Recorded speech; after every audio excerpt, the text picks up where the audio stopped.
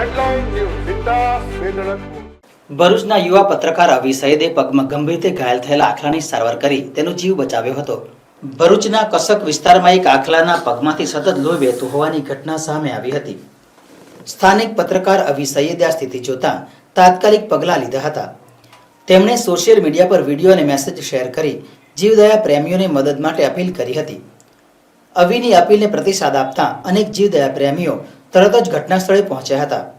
તેમણે આખલાને પ્રાથમિક સારવાર આપી પગમાંથી વહેતું લોહી બંધ કરવામાં સફળતા મેળવી હતી. આ સારવારથી આખલાને રાહત થઈ હતી અને તેનો જીવ બચી ગયો હતો. આ ઘટનાએ સાબિત કર્યું છે કે સમાજમાં હજુ પણ એવા યુવાનો છે કે જે નિસ્વાર્થ ભાવે મૂંગા પશુઓની મદદ કરે છે.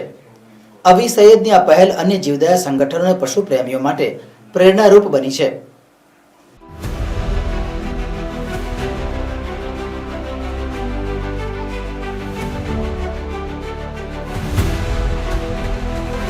हर समस्या की डेट हेडलाइन न्यूज सीधा वेदड़क.